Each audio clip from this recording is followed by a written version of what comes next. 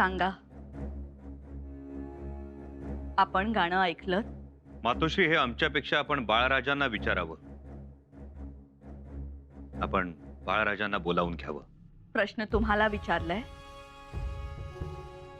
त्यामुळे उत्तरही तुमच्याकडूनच येणं अपेक्षित आहे. सांगा, आपण गाणं ऐकलं? हो मातोश्री, ऐकलं गाणं आम्ही. बघा धाकट्या बाई साहेब, खबर पक्की आहे तर. युवराज, युवराजांनी गाणं ऐकलं. गाण्यावर खुश होऊन कलावंतिणीवर दौलत जादाही केली. खरं आहे ना?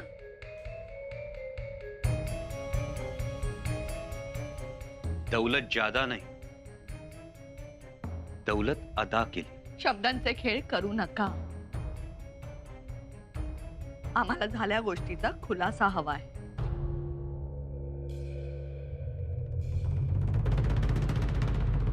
आम्ही काय खुलासा करणार मातोश्री? मातोश्री, आई म्हणून विचारलं असतात ना तर एकदा नाही 10दा खुलासा केला असता आम्ही.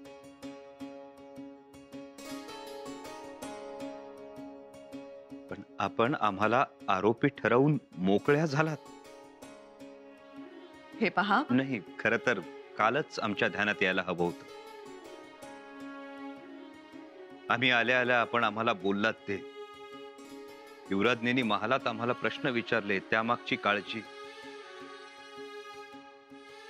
आज आज आम्हाला समजतंय. कालचं कशाला, आजही गडावरचं बदललेलं वातावरण जाणवलंय आम्हाला. याचाच अर्थ कलावंतिनीच्या गाण्याची आम्हाला माहीत नसलेली खबर गडावर पसरली नव्हे, पसरवली गेलीये.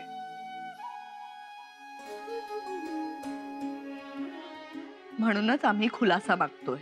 ज्यांना आम्ही खुलासा मागायचा त्यांच्या समोर आम्हाला खुलासा द्यायची वेळ आली. दुर्दैव.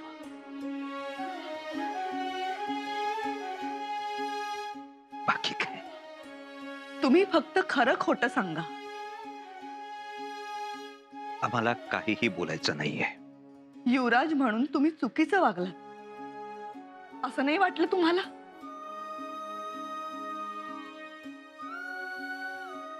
मातोश्री, आपणासमोर सगळीच हकीकत आलेली आहे. आता आमच्या सफाईला काहीच अर्थ उरत नाही. आणि आणि आपल्या समोर प्रतिशब्द करावा एवढी आमची पात्रता नाही. म्हणजे तुम्हाला कबूल आहे? आम्ही नाही म्हणालो तरी आपण विश्वास ठेवणार आहात, आणि आमची बेगुनाही आम्ही साबित तरी कुणा समोर करायची. मातोश्री, जर विश्वास असेल तर या अशा रुजवातीचा प्रश्नच येत नाही. पण तो आला. शंभूराजे, जे घडलं ते आपण सांगावं. त्यांनी सांगितले ना मगाशी गाणे ऐकले म्हणून. हो, गाणं ऐकलं. ऐकलं आम्ही गाणं. आणि आम्ही गाणं ऐकण्याची जी काही खबर गडावर आली ती सुद्धा खरी मानली आम्ही. युवराज बाळराजे सोबत आहेत, याचं तरी भान ठेवायचं होतं. मातोश्री, आम्ही बाळराजांना फुलासारखं जपतो. हे असं?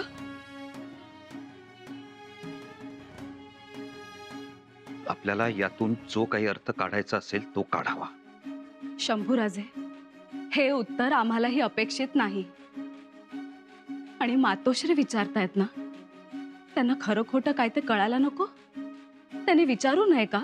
पण मातोश्री, ही काय रीत झाली विचारायची? तरीही त्यांना विचारण्याचा अधिकार आहे. गडावर खबर आली आहे, आपण त्याचं निराकरण करावं. जरूर. पण त्या अगोदर आम्हाला हे कळावं की मातोश्रींना ही खबर कुणी दिली. आणि आमच्या पाळतीवर कुणाची माणसं होती ते सांगता यायचं नाही. आम्हाला त्याची कल्पना आहेच. म्हणूनच म्हणतो मातोश्रींनी खरं खोटं काय ते आपलं आपण समजून घ्यावं आणि योग्य तो न्याय करावा. आणि आम्ही शिक्षेस पात्र आहोत असं वाटलं तर जरूर शिक्षा करावी. मुलाचा कान धरण्याचा अधिकार आईला असतोच ना.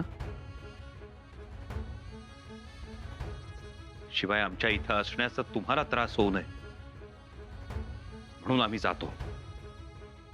आम्ही आमच्या महालात आहोत. शंभूराजे, गेले ते बरे झाले, पण कबुली देऊन गेले असते तर फार बरे झाले असते. हो ना. परंतु असेही वाटते युवराज असतील चोख आमच्यासारखे, धुतल्या तांदळासारखे. देव करो आणि आलेली खबर खोटी ठरो. आलेली खबर खोटीच आहे.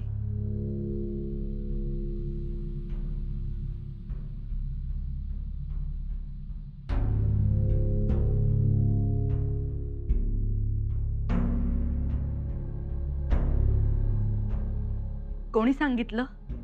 बाळराजेंनी. मग आम्हाला का नाही सांगितलं? तुम्हाला सांगत होते, पण तुम्ही त्यांना दटावलं, म्हणून मग ते आमच्याकडे आले. त्यांनी घडलेली हकीकत आम्हाला सांगितली. काय घडलं? कसली हकीकत? युवराज शृंगारपूरहून माघारी येताना एका बैलगाडीतून एक बाई उतरली. मराठमोळ्या स्त्रीपासून 50 हात लांब. सरकार 15 होनाला म्या इकत घेतली. 50 होऊन घ्या आणि या बाईंवरचा हक्क सोडा. मायबाप गाणं ऐकावं गरीबाचं. आम्हाला तो शौक नाही. युवराज घोड्याजवळ आले आणि त्या बाईंनी गाणं म्हणायला सुरुवात केली. तसे ते थांबले, कारण थांबणं भागच होत.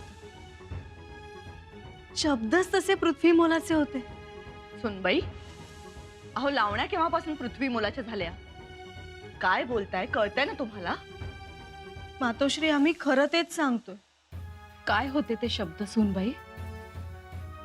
शब्द असे होते, युवराजच काय, आपले आबासाहेब असते तरीही त्यांना थांबणं भागच होतं. केसूबाई, होय मातोश्री. आम्हालाही ऐकवा ते शब्द. कलावंती म्हणाली, उन्हाळा अन पावसाळा, उन्हाळा अन पावसाळा स्वराज्याचा गारवा, जिजाऊच्या जीवावर नाही कोणाची परवा, जिजाऊच्या जीवावर नाही कोणाची परवा. आम्ही जिजाऊच्या मुली, आम्ही जिजाऊच्या मुली, जशा तलवारीच्या आण्या, होईल तुझीच रे शोभा बोल धुरून शहाण्या.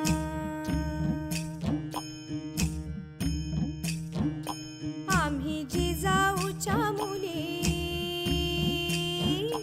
आम्ही जिजाऊच्या मुली, मिर्या परिसती खट बोल जपून रे बाबा, बोल जपून रे बाबा, आब जाईल फुकट.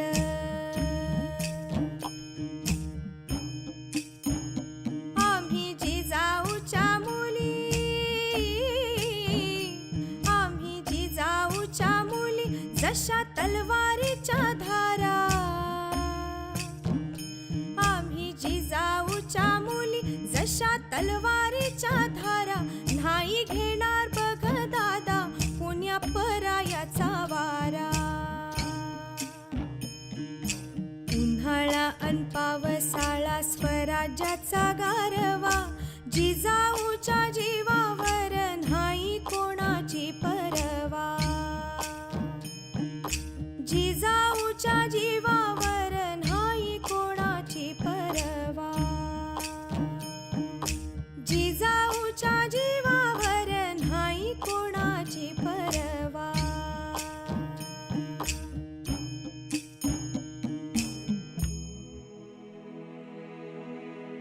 मायबाप,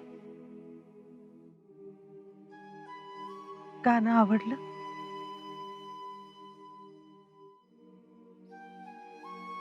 छान गाय. पण मी गाणं म्हणत असताना तुम्ही एकदा बी माझ्याकडे नाही पाहिलं.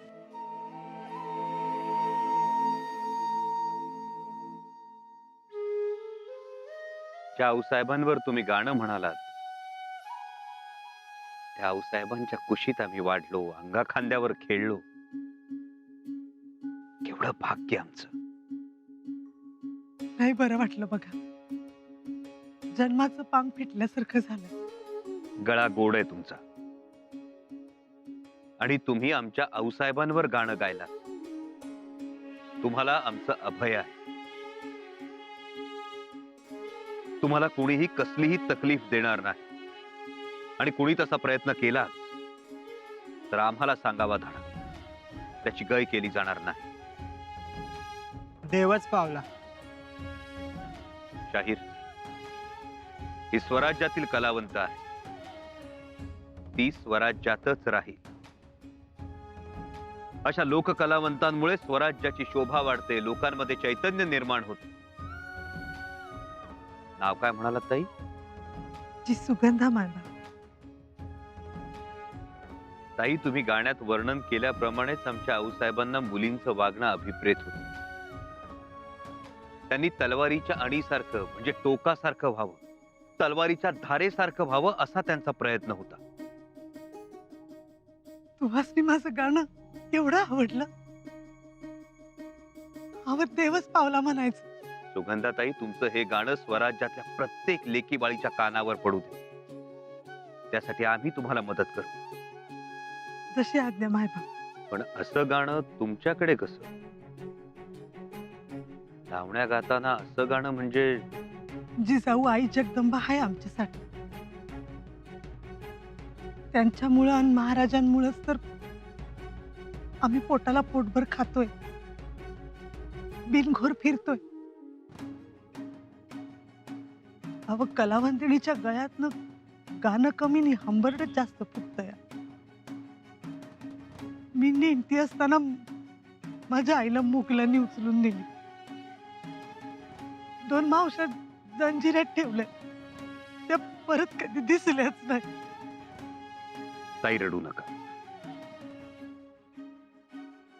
लय परवड आहे जिंदगीची.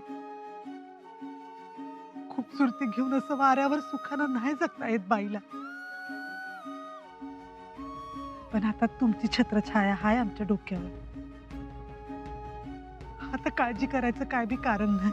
स्वराज्यात काळजी करायची नाही, आनंदात राहायचं. रयतेचं सुख आणि समाधान हेच तर महाराजांचं स्वप्न.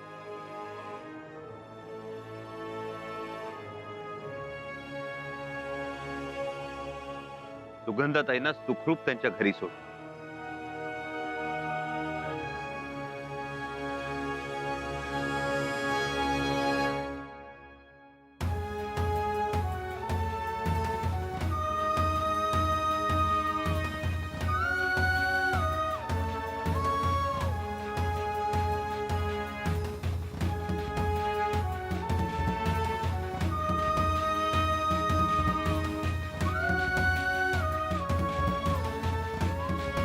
काय घडलं आणि काय ऐकलं आपण? मातोश्री, आता गेली ना मनातली शंका? हो, आणि तसंही आमच्या मनात शंका नव्हती, पण धास्तावलो होतो आम्ही. लोक मुद्दाम भ्रम करतात, रजाचा गज करतात, काहीही सांगतात. आम्ही म्हणतो आता सांगणाऱ्याने काही सांगू दे. काय ऐकायचं आणि किती ऐकायचं हे आपण ठरवू. खरंय सुनबाई. थोरल्या बाईसाहेब, मनावरचं ओझं आता उतरलं. आम्ही देवापुढे साखर ठेवून येतो.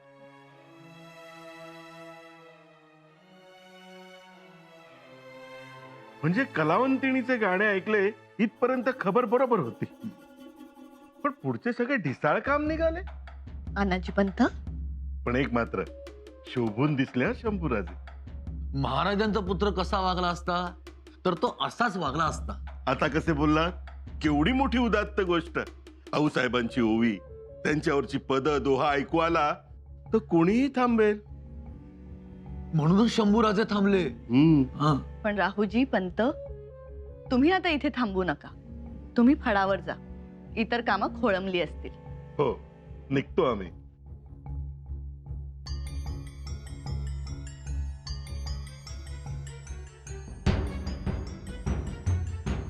सनबाई, जी आम्हाला शंभूराजेंचा अभिमान वाटतो. खर तर अन्यायाविरुद्ध ते चिडून उठतात. कणभरही सहन होत नाही त्यांना. पण आमच्या समोर ते गप्प राहिले. म्हणाले मातोश्रींच्या पुढे कसे बोलावे. म्हणाले द्या, काय शिक्षा द्यायची ती द्या, आणि गेले निघून.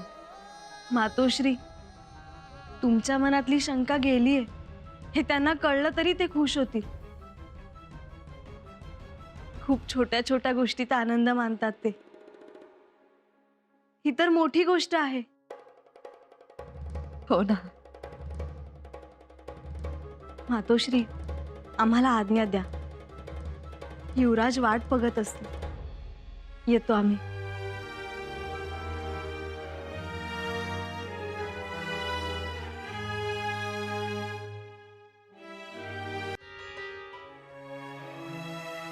युवराज,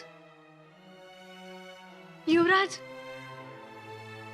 युवराज, येसू, युवराज, तुम्ही निर्दोष आहात.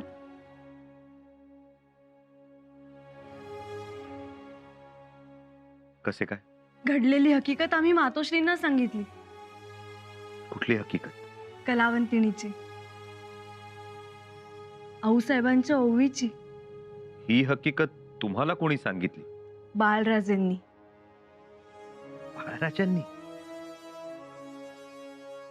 कालपासून ते सांगायचा प्रयत्न करत होते, पण रागाच्या भरात मातोश्रींनी ऐकूनच नाही घेतलं त्यांचं. मग ते आमच्याकडे आले. त्यांनीच सांगितली घडलेली हकीकत.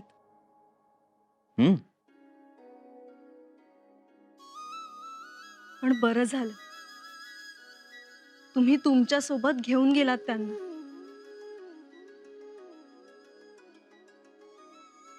त्यांच्यामुळेच कळालं काय खरं काय खोटं. तुम्ही कलावंतिणीची ओवी डोळे मिटून ऐकली हे त्यांनीच सांगितलं आम्हाला. आज तुमच्यामुळे आणि बाळराजांमुळे आमच्यावरचा एक किटाळ तरी दूर झाला. पण तुम्ही आम्हाला काहीच सांगितलं नाहीत. येसू, यात सांगण्यासारखं मिरवण्यासारखं काय होतं? अहो, ज्या भावनेतून तुम्ही त्या गरोदर स्त्रीला आपला मेणा दिला, त्याच भावनेतून आम्ही कलावंतिणीला मदत केली. आणि मला वाटतं या गोष्टी गावभर मिरवायच्या नसतात, करायच्या असतात. युवराज आणि युवराजनी म्हणून आपलं ते कर्तव्यच नाही का? तेही खरंच. आणि खरं तर येसू, आमच्या मनात फक्त शृंगारपूरचा खटला होता हो. आम्ही कशा पद्धतीनं न्याय निवाडा केला, एका निष्पाप माणसाला कसं वाचवलं, याविषयी आमचं कौतुक होईल, आनंदानं आमची पाठ थोपटली जाईल असं वाटलं होतं आम्हाला. पण आम्ही पोचण्याआधीच एक वेगळीच खबर गडावर पोचली होती. आमच्या कानावर कालच आली होती खबर.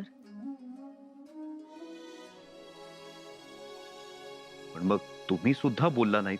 आम्ही बोललो तुम्हाला, विचारलंही होतं, पण तुम्ही म्हणालात सगळ्यांना नाचवलं. थैथयाट चालला होता.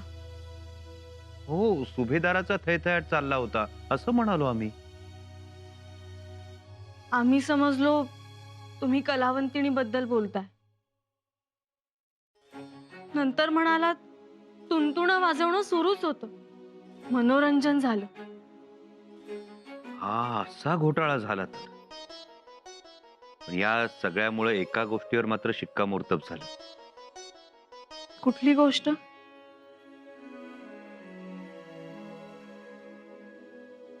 तुमचा आमच्यावरचा विश्वास.